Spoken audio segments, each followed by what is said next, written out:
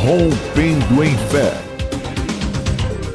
Um dos textos mais importantes, mulher que padecia por a vida de todo ser humano.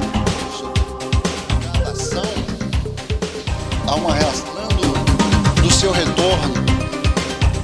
Os males que tem. Começa agora o programa que veio para abençoar a família brasileira. Produzido pela Igreja Batista Lírio dos Vales, Ministério Costa Azul. Rompendo em Fé.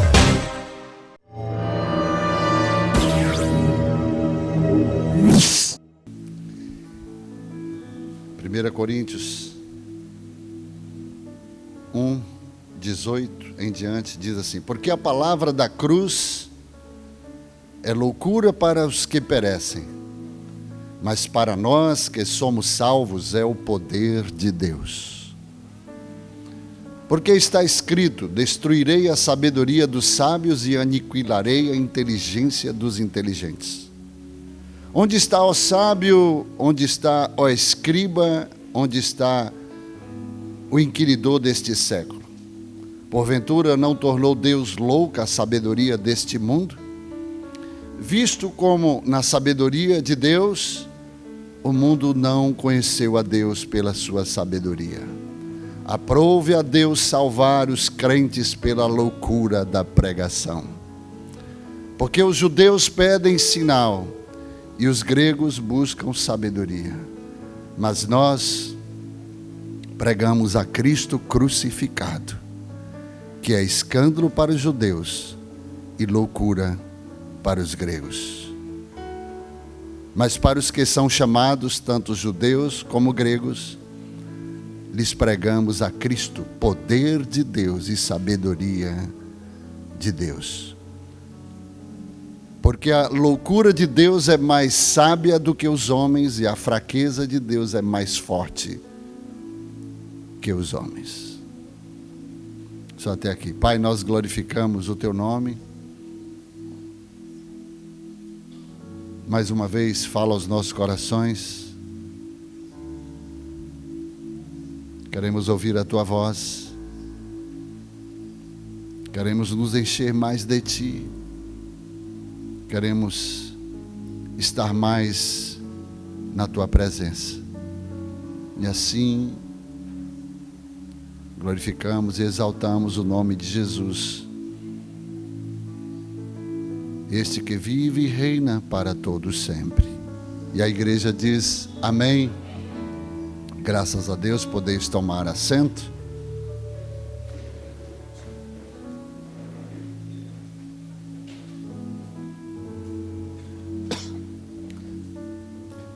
Diz o apóstolo Paulo: porque a palavra da cruz é loucura para os que perecem,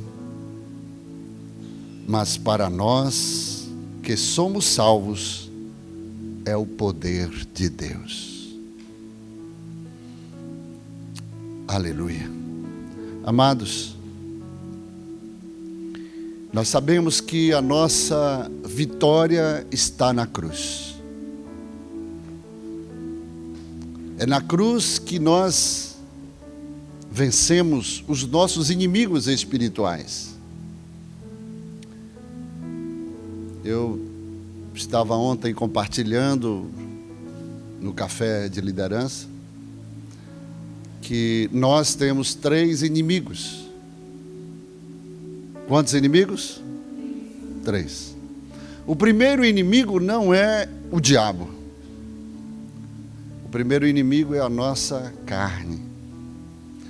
Porque se nós não dominarmos a nossa carne, nós seremos dominados por ela. Essa carne, se você não subjugá-la, não torná-la como escrava, como serva, para obedecer a quem você de fato é, porque você é esse homem interior que habita dentro de você. Essa carne é apenas a carcaça, é apenas o invólucro, é o veículo que te conduz aqui na terra, amém, irmãos? Nós somos um ser trino, Nós somos um espírito, temos uma alma e habitamos no corpo.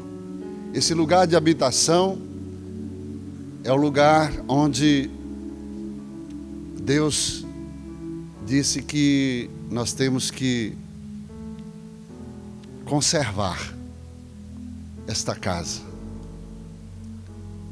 Essa casa precisa se encher da graça e da glória de Deus. Muitos dizem assim: Deus só quer o coração. Não, Ele vai habitar no coração. Mas do coração Ele comanda todo o corpo, toda a alma e o nosso espírito. Então, o primeiro inimigo que nós podemos identificar é a nossa carne. Essa carne é a velha natureza, a natureza adâmica que nos levou ao pecado e nos afastou de Deus e trouxe morte, que significa separação. Morte significa separação. Nós fomos separados por causa da manifestação dessa carne, que por sinal é alimento do nosso adversário. Quando Deus falou: tu és pó e ao pó tornarás, estava falando da carne, né? Essa carne foi feita da terra, ela volta ao pó da terra. Satanás não se alimenta de pó, como literalmente falamos, porque a serpente ela é carnívora, ela se alimenta de carne. Mas a palavra de Deus, ela é uma palavra que nós precisamos entender na ótica espiritual. A letra, ela mata, mas o Espírito traz a revelação da letra. Então precisamos entender dentro da perspectiva da revelação. Você não pode entender nunca Deus simplesmente lendo a Bíblia, mas recebendo pelo Espírito Santo, pelo Espírito da revelação, o que está por detrás destas palavras, que vai nos trazer vida e vida em abundância. Então, tu és pó e ao pó voltará. E o próprio Deus diz: tu rastejarás sobre a terra, falando a velha serpente, e do pó da terra se alimentará. E Paulo diz que, aleluia, que nós não podemos dar lugar ao diabo, não podemos alimentar o diabo, não podemos fortalecer o diabo. E como é que isso acontece? Através das obras da carne, da manifestação de carne. Isso é obra da carne. E a gente acaba alimentando o diabo e o fortalecendo contra nós mesmos. E aqui eu entendo que se você não controlar essa carne, essa velha natureza, que Jesus nos levou, nos dando vitória lá na cruz, aos pés da cruz, nós mortificamos essa velha natureza. E lá aos pés da cruz nós recebemos pelo brado da vitória do nosso Senhor, quando Ele disse: está consumado. Quando Ele crucificou essa carne lá no Calvário, no nosso lugar. Essa carne que estava pendurado, esse corpo que estava pendurado na cruz, ali não estava o corpo do nosso mestre, ali estava o meu corpo, estava o seu corpo, todos nós estávamos pendurados, porque Ele apenas foi o substituto de cada um de nós pelos nossos próprios pecados. E Ele venceu a nossa vitória.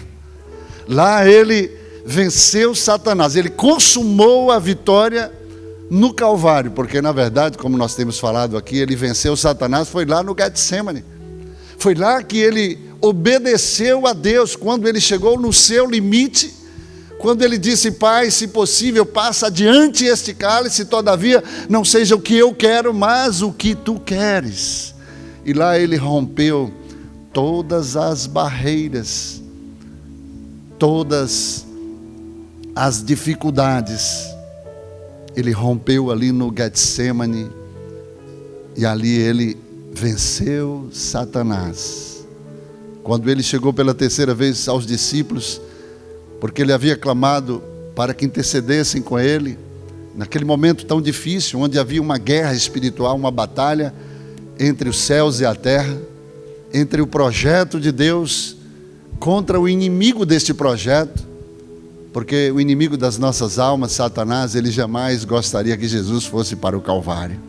Ele jamais gostaria que Jesus pagasse o nosso preço, que recebesse sobre ele todos os nossos pecados, porque Satanás te odeia. Satanás jamais gostaria que você fosse para os céus para viver eternamente na presença do Pai. Aleluia. E Jesus então, ele foi para o Calvário, mas antes ele teve que obedecer no Getsemane, porque não existe sacrifício sem obediência. Para sacrificar no Calvário, ele teve que obedecer no Getsemane. E quando ele obedeceu no Getsemane, para não fazer a sua própria vontade, mas a vontade do Pai, Deus entrou em cena, o esforçou, o reanimou, mandou um anjo e ele continuou na força do Senhor. E foi para o Calvário e lá ele consumou a nossa vitória. Quando ele verteu o seu sangue e bradou em alta voz, dizendo: está consumado, nas tuas mãos entrego o meu espírito, e se entregou por mim e por você. E a nossa vitória foi consumada lá na cruz do Calvário. É por isso que o apóstolo Paulo diz que a cruz, a pregação da cruz, o plano da cruz é loucura para os que se perdem. É loucura para aqueles que acham que com a sua sabedoria eles podem entender como é possível o próprio Deus na figura, na pessoa do seu próprio Filho, descer a este mundo. Como Paulo diz lá em Filipenses, capítulo 2, versículo 5, que ele, sendo Deus, não usurpou o ser igual a Deus, mas antes a si mesmo se humilhou. Ele se rebaixou, ele se anulou, se aniquilou, se despojou dos seus atributos reais, da sua divindade, do seu trono de glória, da sua realeza. Ele deixou os céus, ele deixou o seu trono, onde ele era o próprio rei. Tinha uma coroa de ouro, mas ele se rebaixou, veio ao nível dos homens. Ele se nivelou em figura humana na condição de servo, foi humilde e obediente até a morte. E que morte? Morte dos algozes, dos malfeitores, dos bandidos, dos desprezíveis. Ele se rebaixou, se nivelou e morreu uma morte cruel, uma morte horrenda, uma morte de cruz. Isso é loucura. Mas então Deus o exaltou soberanamente. Por causa dessa loucura, ele deu o nome a Jesus, o nome que está acima de todo nome. Onde um dia, queira o diabo, o inferno ou não, todo joelho há de se dobrar e toda língua há de confessar que ele é o Senhor, para a glória de Deus. Se é para Jesus, você pode aplaudir. Sabe por quê? Porque somente ele merece, somente ele é digno. Satanás ali no Getsemane, quem sabe na conversa de pé do ouvido, chegou assim: mas para quê? Isso é loucura, você fazer isso. Você deixar a sua glória, a sua majestade. Tu és o próprio Deus. Tu veio em forma de homem se humilhar. Tu não precisa morrer por esses condenados pecadores. Tu não precisa padecer, tu não precisa passar pelo que você vai passar para pagar o preço por eles. Você observa que Jesus, ali no Getsemane, ele precisou de oração, irmãos. Imagina aí, Deus encarnado precisando de oração. É porque ele era homem. Ele tinha que viver como um homem. Ele não usurpou o ser igual a Deus. Em nenhum momento da sua vida, da sua trajetória aqui na terra, ele lançou mão da sua divindade. Quando ele foi confrontado lá no deserto, na sua provação e tentação, o tentador chegou e disse, depois dele ouvir do próprio Deus, da boca do próprio Deus: eis aí o meu filho amado, em quem a minha alma tem prazer, a ele ouvi. Logo em seguida o Espírito o impele ao deserto e o tentador chega para ele: tu tens certeza que tu és o Filho de Deus? Verdadeiramente tu és o Filho de Deus? Para criar,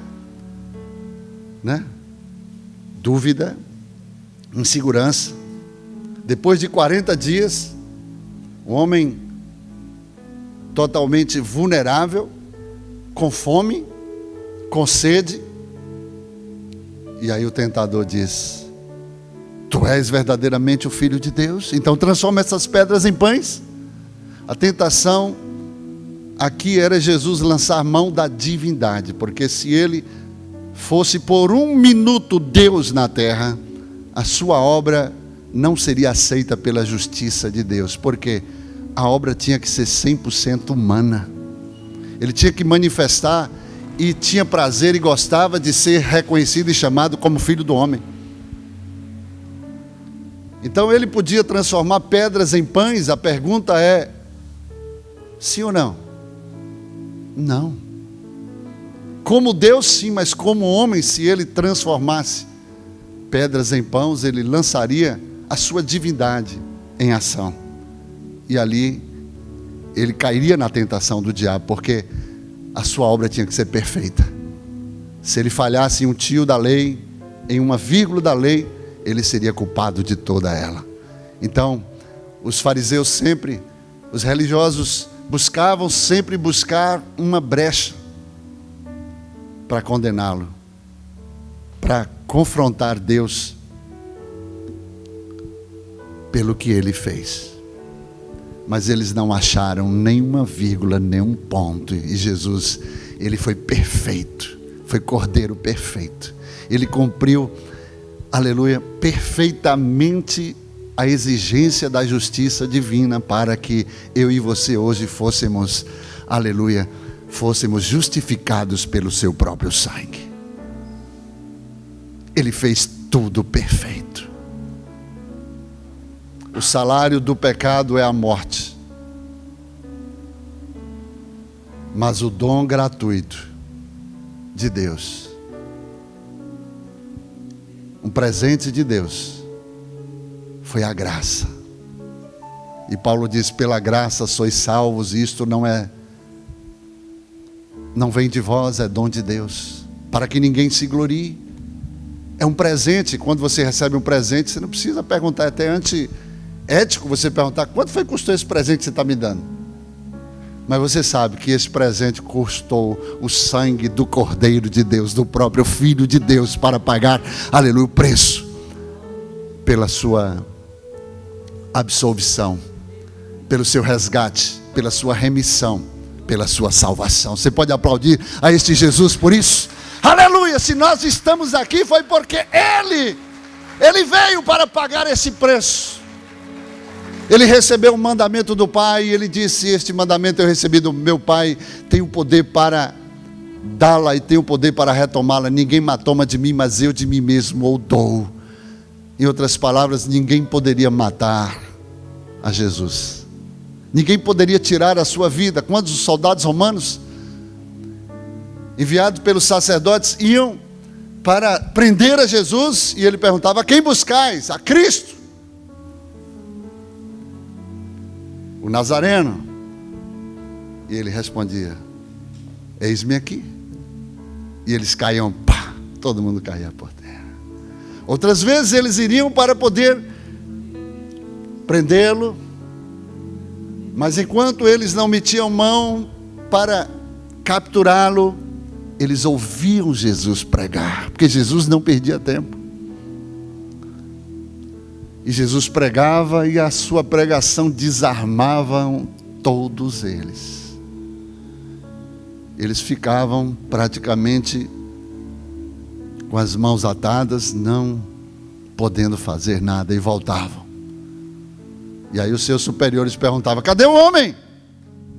Vocês foram numa missão para prender esse homem e não trouxeram? E eles tão somente respondiam: ninguém nunca falou como este homem, porque ele fala como quem tem autoridade. Somente quando chegou o momento, chegou o dia dele se entregar, foi que ele então se entregou.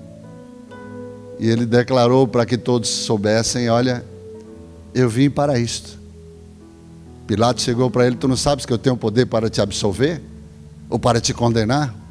E ele responde: nenhum poder tu terias se o meu Pai do alto não te constituísse. Mas eu poderia clamar ao meu Pai e ele mandaria um manaim de anjos e me salvaria, mas eu vim para isto. Então esse poder ele recebeu do Pai, esse mandamento. Então ele que tinha poder para morrer, mas também tinha poder para ressuscitar, porque ninguém poderia colocar as mãos nele, ninguém poderia matá-lo. Sabe quem foi que matou Jesus? O próprio Pai. Aprove ao Pai moê-lo, aprove ao Pai sacrificá-lo. Ele foi enviado pelo Pai para ser sacrifício vivo no seu altar. Por quê? Isso é loucura, irmãos. Porque Deus estava olhando você. Deus estava olhando aqueles que creriam na pregação da cruz. Deus estava contemplando o que Paulo diz: a palavra está perto de ti, na tua boca e no teu coração. Essa é a palavra da fé que pregamos, a saber que se com o teu coração creres e com a tua boca confessares, serás salvo. É loucura para os que perecem. Para os gregos, que eram a nata daquele tempo da eloquência, os pensamentos eruditos, como é que pode? Eles até creram num Deus desconhecido, sem saber que esse Deus era o próprio Jesus. E Paulo pregou Jesus diante deles e revelou, aleluia, esse Deus tremendo, poderoso, que eles acreditaram. Fizeram lá uma homenagem a esse Deus desconhecido, e esse Deus nada mais, nada menos era do que esse a quem o Pai o crucificou no Calvário por mim e por você. Este foi o plano de Deus para nos alcançar, o plano da salvação. É por isso que a cruz é o nosso lugar de vitória, irmãos. E essa natureza adâmica que morreu lá em Adão, pela transgressão, e por um homem entrou o pecado, e todos nós morremos, e fomos condenados em Adão. Aí Deus falou: não posso deixar o meu plano ser destruído, ser aniquilado pelo meu adversário. Não, há um resgate. Lá em Gênesis 3,15, a primeira profecia bíblica, Deus traz o resgate. Da semente da mulher virá aquele que esmagará a cabeça da serpente, e este lhe ferirá o calcanhar. A partir desse momento, Satanás começou a ter dor de cabeça, porque cada varão que nascia de um ventre, de repente ele poderia dizer: olha, está chegando aquele que vai esmagar a minha cabeça, aquele que vai libertar o seu povo. E nós sabemos, queridos, que a autoridade está na cabeça. Quando você controla a cabeça, você controla todo o corpo. É por isso que Jesus tem autoridade sobre a igreja, porque Ele é o cabeça do corpo. Aleluia. É a mente dele que precisa ser manifesta e ser revelada através da nossa própria vida. Você tem a mente de Cristo. Você tem Cristo, que é o cabeça, que pensa, que vive, que reina sobre a tua vida e que te justificou e que te garante. Quando Satanás vier para tentar te acusar, para tentar, por causa de um deslize, de um acidente de pecado, e ele vai tentar te lançar em terra para tentar jogar na tua cara, nunca esqueça que o sangue de Jesus Ele não somente foi suficiente, mas Ele continua sendo suficiente pelos séculos dos séculos para te justificar de todo o pecado e de toda a injustiça. Ele está aqui nessa manhã. Por mais que o seu pecado seja condenado na sua consciência, que você venha diante dele dizer: olha, não tenho mais jeito. Não tem mais jeito. O diabo fala: está perdido. Estava comentando, nós temos um centro de recuperação ali na Guarajuba e eu tenho visto experiências extraordinárias de pessoas que, esse final de semana mesmo, uma pessoa que foi tratada lá no centro foi embora, depois retornou e trouxe um primo que estava subjugado pelo crack, e ele simplesmente falou do testemunho dele, como foi recuperado, como foi restaurado. Isso não tem preço, irmãos. Uma pessoa, quando sai totalmente transformado, restaurado, regenerado para uma nova oportunidade para retomar a sua vida. Então, aqui está esse rapaz que está sendo levado para ser recuperado. Está aqui.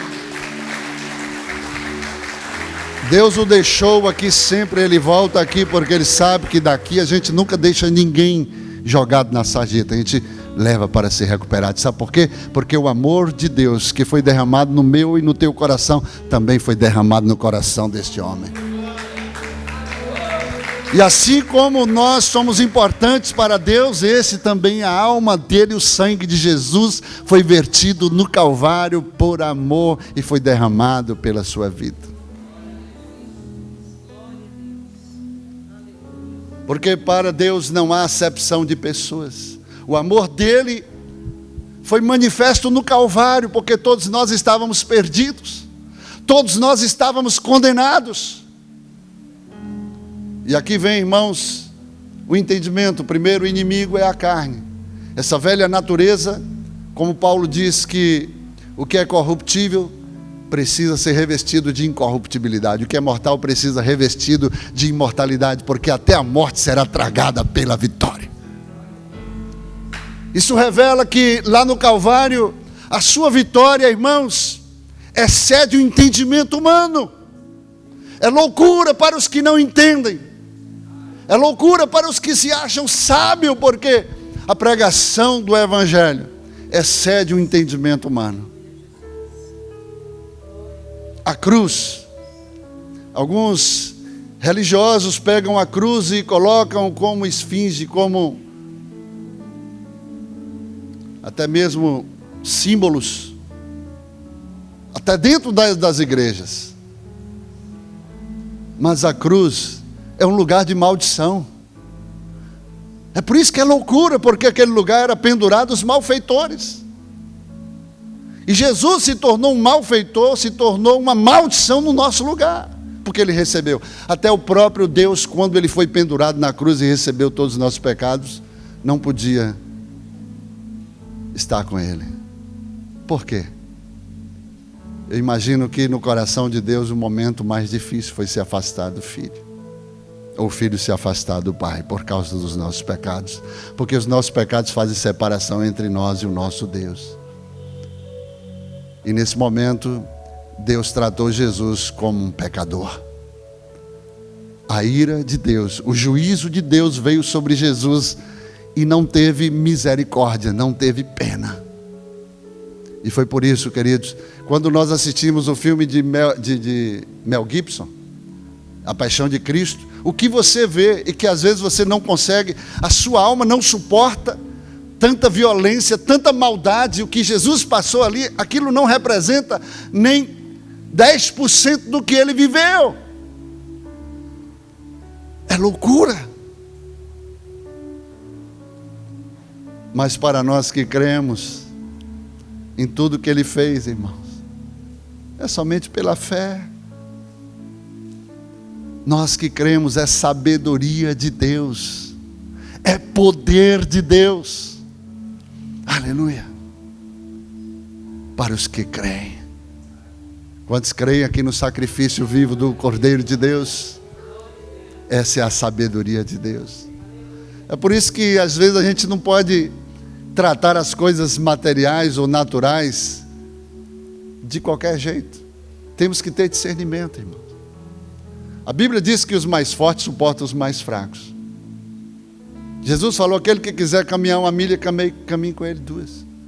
O que lhe obrigar, aquele que bater-lhe uma face, ofereça a outra. Aquele que pedir a túnica, também dê a capa. Em outras palavras, Jesus disse: ouviste o que foi dito, amarás o teu próximo, odiarás o teu inimigo. Eu, porém, vos digo, amarás o teu inimigo e orarás pelos que vos perseguem. Isso é loucura. É um trocadilho que somente aquele que está em Cristo entende. É por isso que você pode estudar a Bíblia a vida inteira, pode se tornar o maior estudioso, fazer até, doutorado em teologia, conhecer o Deus da história, mas jamais conhecer a história deste Deus desconhecido, mas jamais vai conhecer o Deus da história se não tiver a revelação do Espírito Santo.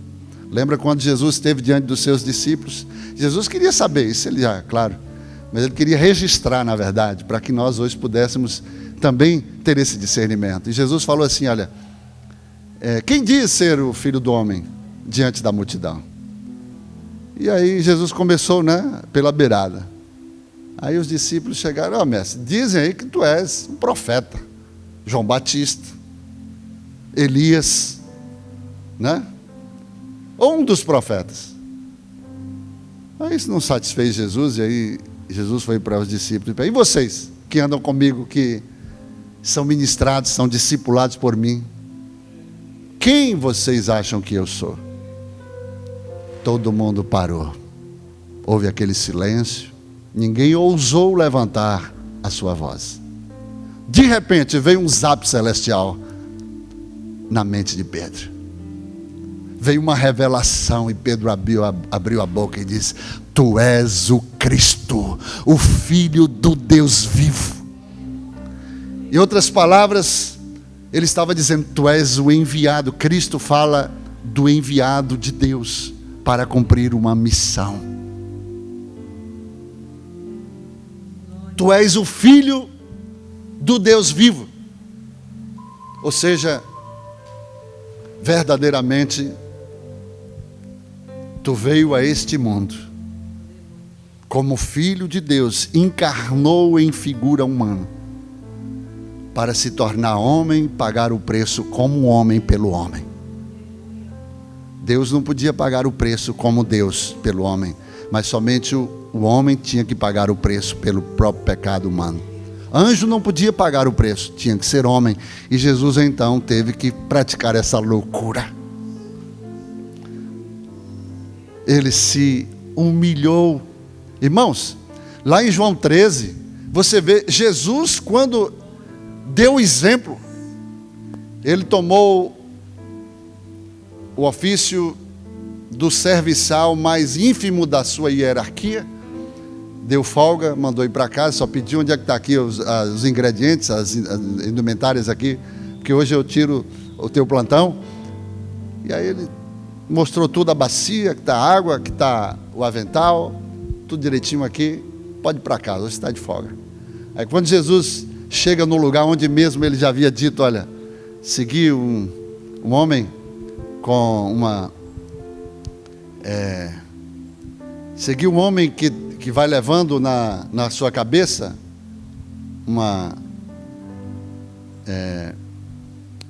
um vaso de barro. Segui este homem. E onde ele entrar, você vai chegar na casa e vai perguntar ao dono da casa onde está o cenáculo que foi preparado para eu reunir os meus discípulos para a Páscoa. Irmãos, Às vezes a gente pensa assim, mas Jesus era Deus. Ele foi Deus, mas não usurpou o seu ser igual a Deus. Aí está o segredo. Jesus nunca viveu, apesar de ser Deus, nunca viveu como Deus aqui na terra. Só depois da ressurreição, amém? Mas como, pastor, tantas coisas, irmão, o Espírito de Deus, o próprio Deus estava sobre ele. Mas o mais glorioso, sabe por quê? Sabe o que é? É que da mesma forma como o Espírito de Deus estava sobre Jesus, também está sobre você. E as coisas que ele fez, você também pode fazer. E o próprio Jesus diz que você poderia fazer ainda maiores do que ele fez. Aí Jesus então reúne todos, toma a indumentária, aí ele se humilha, se coloca de joelho. Quem é o primeiro? Aí os discípulos pensaram assim, não, o mestre está parecendo que está ficando doido. Isso é loucura. O Deus que fez os céus, a terra, que desceu a este mundo, a esta terra, pegou as suas mãos no barro da terra e formou o homem. Façamos o homem conforme a nossa imagem, segundo a nossa semelhança. Essas mesmas mãos que fez as estrelas, o sol, a lua, toda a obra das suas mãos, agora pega na poeira, nos pés empoeirentos, para lavar, em sinal de humilhação, porque um servo para fazer isso era o mais desqualificado, menos bem pago. Dentro de uma casa, quem não sabia fazer nada, sabia lavar pé. E Jesus, então, ele tomou o ofício deste servo para dizer, eu quero dar o exemplo. Isso é loucura. Para que assim como eu fiz, vós façais também uns aos outros. Somente com os olhos espirituais, com o entendimento do reino, a gente pode compreender essa loucura, irmãos. Agora, ele lava os pés. E os discípulos, aí Pedro logo, atiradão, falaram, peraí, mestre. Tu não está pensando que vai lavar os meus pés? Isso é loucura. Aí Jesus, pois é, essa loucura se discerne espiritualmente, se compreendem com os olhos de Deus, com o plano de Deus para a sua vida. Pedro, se eu não te lavar os pés, tu não tem partes comigo. Isso é loucura. Satanás confrontou Jesus, como é que você pode? Isso é loucura você fazer isso. Você se expor pelo homem pecador. Você não sabe o que você vai passar quando você chegar naquela cruz. A cruz é a pregação da cruz, a visão da cruz, o plano da cruz, irmãos, é loucura para somente os que merecem. Mas quando você entende o plano de Deus, que foi de crucificar, de matar o seu próprio filho para que você não morresse, de enviar o seu próprio filho para o inferno para que você não fosse terminar os seus dias sendo consumido pelo fogo do inferno. Porque o que Jesus veio fazer aqui, irmãos, não foi simplesmente nos trazer salvação. A salvação é apenas o começo. Ele veio não somente nos livrar das labaredas do inferno, mas ele veio também trazer vida, a vida de Deus em cada um de nós. O milagre da cruz revela lá quando o soldado romano abriu a sua cratera e ali saiu sangue e água. Também estava escrito, nenhum dos seus ossos poderiam ser quebrados. Quando o soldado romano veio para abreviar a morte daqueles malfeitores, quebrando os seus ossos e morrendo então asfixiados. Então quando chegou para quebrar os ossos de Jesus, eles foram travados pela palavra, porque estava escrito. Da mesma forma, irmãos, o diabo vai ter que ser travado quando ele for agir contra a tua vida, porque o que está escrito sobre a tua vida vai ter que se cumprir e ele não pode romper. E ele então profeticamente, mesmo sem saber, pegou a lança, abriu uma cratera, e quando abriu a cratera, saiu sangue, saiu água. É profético porque da lateral do primeiro Adão, Deus abriu uma cratera e tirou a sua noiva. E Deus fala da mesma forma, porque toda a verdade é paralela. E assim como fez com o primeiro Adão, agora ele faz com o segundo e último Adão. Ele abre uma cratera e tira a sua noiva aqui de dentro. Água e sangue. O sangue fala da obra redentória que foi aceita por Deus lá no Calvário. E o sangue. E a água, pastor? A água fala da continuidade, porque a obra de Jesus, ela não foi limitada no Calvário. Ela não foi simplesmente completa no Calvário. Por quê? Completa, sim, para a redenção. Mas ela tinha uma continuidade. É por isso que nós estamos aqui hoje, irmãos, para estabelecer o seu reino, reino espiritual, aqui na terra. Para que vidas, assim como você foi alcançado, vidas também sejam alcançadas pelo poder da pregação, aleluia, do Evangelho. Para que eles sejam vitoriosos pela pregação da cruz.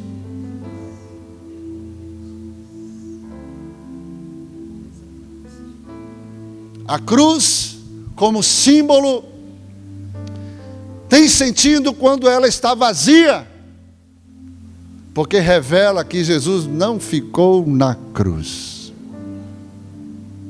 Alguns religiosos, simbolicamente, tentando até mesmo agradar a Deus, colocam um crucifixo com Jesus morto, que está lá na cruz. Mas graças a Deus, queridos, porque estava escrito, ele não ficaria na cruz, ele venceria Satanás, ele foi ao inferno, ele cumpriu profecias lá, ele pregou para almas que estavam aprisionadas, pessoas que não tiveram a oportunidade de ouvir a pregação da cruz. Jesus foi lá e deu ainda a oportunidade. Espíritos aprisionados. Um único dia na história da humanidade, Jesus não foi encontrado nem nos céus, nem na terra. O único dia que o inferno foi visitado por uma luz. Eu ainda me ouso a dizer, isso é uma palavra, um pensamento meu, que uma única vez, Jesus, ele transportou o céu para o inferno.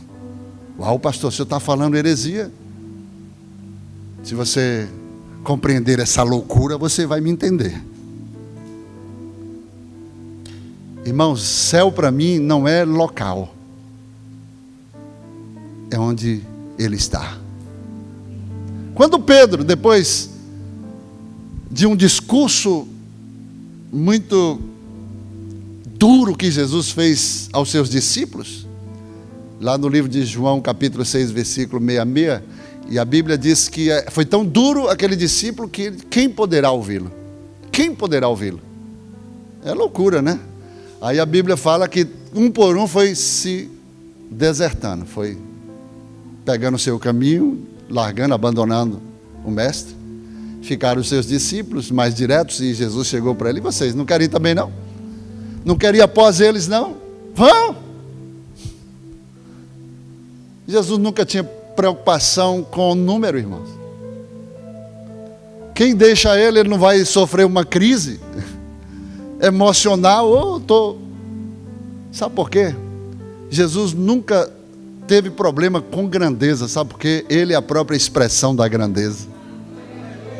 Ele nunca teve síndrome megalomaníaca, só fazendo coisas grandes porque tudo que ele fazia era grande. É por isso que você não tem também ver o conselho, ver a vida que ele levou, a forma como ele viveu. Você não tem que ter problema com grandeza, irmão, porque a grandeza está dentro de você. É a loucura. A humildade é o combustível da grandiosidade, porque aos olhos de muitos, a humildade é uma coisa desprezível, mas foi a marca do caráter e do ministério do mestre.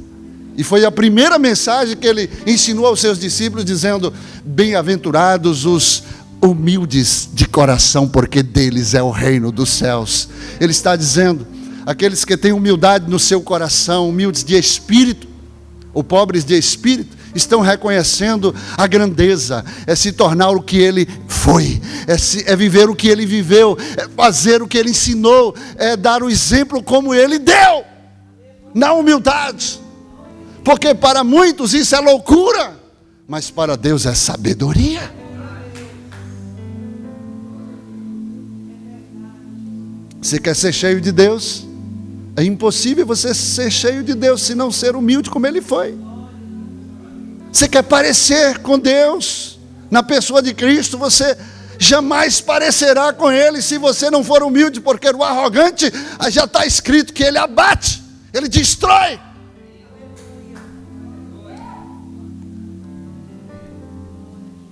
É loucura. Isso é evangelho, irmãos. Ele disse: aquele que quiser seguir após mim, olhe para a cruz, tome ela sobre si, deixe tudo e siga-me. Ele não está dizendo para você deixar os seus sonhos, seus planos, seus projetos, aquilo que ele te confiou. Ele está dizendo espiritualmente, nada é mais importante. Não vale a pena você ganhar o mundo inteiro e perder esse presente que foi tão alto preço, que foi pago por você. Se você não entender a mensagem da cruz, você é o pior dos miseráveis que subsistem sobre a face da terra. E lá na cruz nós crucificamos a nossa carne. Para encerrar, mas quem está gostando, diga amém. Lá na cruz nós vencemos crucificando a nossa carne. Como, pastor? Essa velha natureza adâmica que nos separou de Deus, ela é regenerada e ela volta a ter comunhão com Deus. Lá você reconhece que Jesus foi crucificado naquela cruz, você reconhece que é você que ele tomou o seu lugar. É você que ele estava ali, ele representou você na cruz. Então lá na cruz ele venceu o diabo, venceu a morte, venceu o inferno. Quando ele desceu ao inferno, só foi consequência. Ele cumpriu apenas algumas profecias. Ele tirou das mãos de Satanás a chave do inferno, quando ele disse para Pedro: eu te constituirei como autoridade sobre a igreja, e essas chaves eu te darei nas tuas mãos, e essas chaves, as chaves do meu reino, aleluia, tu terás autoridade até sobre o inferno, e as portas do inferno não poderão prevalecer contra esta autoridade, contra o meu reino, aleluia, contra a minha igreja. Ele tomou a chave. O inferno ficou sem chave, escancarada, de portas abertas. Uma casa sem chave, qualquer pessoa pode entrar. Ou seja, em outras palavras, só Jesus, ele tinha o poder, a autoridade sobre o inferno, que podia fechar e abrir, e somente ele pode lançar pessoas, almas lá no inferno. É por isso que a Bíblia diz que você não pode temer o diabo, porque ele não tem poder nenhum para lançar você no inferno. Temei antes a Deus, que tem poder não somente de salvar, mas também como te lançar no inferno. Está escrito. Mas o que é que lança o homem no inferno? É Deus? É Jesus? Não, a justiça de Deus. O que ele disse lá em João 3,16? Deus amou ao homem, ao mundo, falando do homem, de tal maneira que deu, que doou o seu único filho, unigênito, para que todo aquele que nele crê não pereça, mas tenha vida eterna.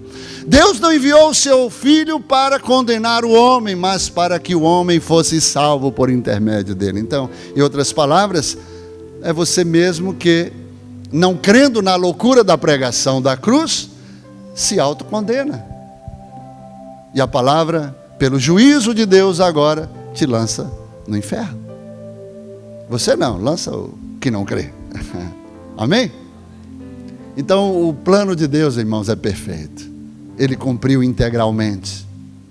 quando ele declarou lá no Calvário: está consumado.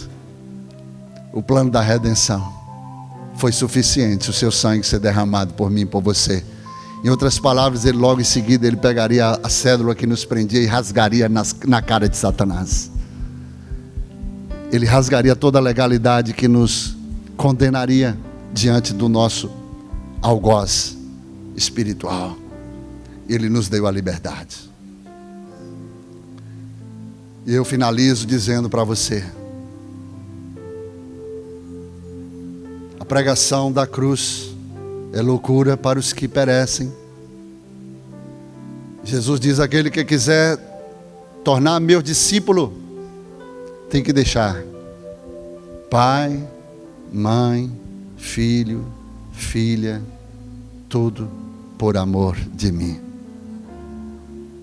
Porque aquele que quiser ganhar a sua vida, perdê-la, mas o que perder, abrir mão por minha causa, já ganhou. Como entender isso? É loucura, pastor? Tem gente que fala: pastor, eu tenho que destruir minha família, eu tenho que destruir minha empresa, meu ministério, meu negócio, minha profissão. Não, não é nada disso. A letra mata, mas Deus tem o Espírito Santo que habita dentro de você para trazer a revelação dessa letra. É loucura se não houver a sabedoria de Deus. Aquele que quiser seguir após mim, negue-se a si mesmo, tome a sua cruz, e lá você terá a tua vitória. Você vai crucificar esta velha natureza, a sua carne. Irmão, quem morre, morto não tem sentimento. Porque infelizmente nunca vi um povo que toda hora, um povo sentimental, insensível às coisas espirituais. Morto não tem sentimento. Se você morreu literalmente e... não, vamos dizer literalmente. Se você morreu espiritualmente, mas você recebeu a recompensa da graça. O presente de Deus foi vida. Uma nova natureza que hoje gerou dentro de você. E há uma guerra entre essa velha natureza com a nova natureza. Porque, literalmente falando, essa velha natureza precisava desaparecer. E a nova natureza dominar o seu ser e reinar na tua vida. Como Paulo disse, e ele passou por esse processo como todos nós passamos. Há uma guerra, há uma luta dentro de mim. O mal que eu quero fazer, não faço. Mas o bem que quero fazer, acabo sendo dominado por não fazer. Essa guerra. Miserável homem que sou. Ele esmurrava a sua carne. Porque ele precisava vencer, crucificar essa carne. Ele precisava entender que toda a sabedoria foi treinada aos pés de Gamaliel. Um doutor na lei. Um homem que tinha uma capacidade, tinha uma mente, um intelecto extraordinário. Que Deus viu isso e eu falei: eu preciso dessa mente, eu preciso desse cérebro. Ele se tornou o apóstolo dos gentios. Era loucura para os judeus ele se tornar apóstolo dos gentios. Era loucura. Ele começou a encontrar o primeiro obstáculo nos próprios judeus. É a pregação do evangelho, irmãos, mesmo entre judeus e gregos. E aí Paulo, depois que passou por tudo isso, crucifica a sua carne. Agora ele entra numa nova perspectiva e dimensão. E ele agora diz: olha, com toda a propriedade e autoridade, olhe para mim. Agora vocês podem me imitar. Sede, pois, meus imitadores, como eu sou de Cristo, porque não vivo mais eu, mas Cristo vive em mim, e a vida que eu agora vivo nesta carne, vivo pela fé do Filho de Deus que me amou e a si mesmo se entregou por mim. Isso é loucura. Então crucifica a carne. Se você conseguir crucificar a sua carne, vencer a sua carne, o resto é tranquilo. O mundo, você está no mundo, mas não é do mundo. Você tem que vencer o mundo, porque o mundo jaz no maligno. O príncipe deste mundo domina a mentalidade deste mundo. Então você tem que ter a mentalidade de Cristo para vencer e derrotar a mentalidade deste mundo. E por último, você tem que vencer o diabo. Aí é fácil. Sabe por quê? Porque você só precisa dar um comando pelo poder que está sobre a tua vida, no nome de Jesus, e ele tem que obedecer. E você entende então, queridos, que a vitória da cruz está linkada, entrelaçada a uma restauração de todo o seu ser, de toda a sua alma, para que você possa, como eu sempre tenho dito, a única mensagem que Jesus, ele conseguiu aqui dissecar completamente foi acerca do reino de Deus, a mentalidade do reino de Deus, como ele nos ensinou a orar, que venha o teu reino, seja feita a tua vontade. E essa mentalidade se expressou através das suas pregações, da sua mensagem enquanto ele esteve aqui na terra. A sua mensagem foi mudar a nossa forma de pensar, mudar a nossa mente, porque quando ele consegue mudar a mente de um homem, esse homem está apto para mudar o mundo inteiro para ele. Vamos ficar de pé.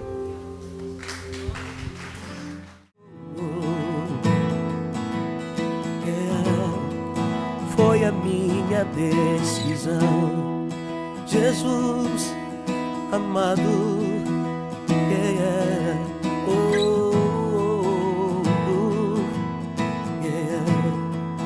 pois é teu meu coração.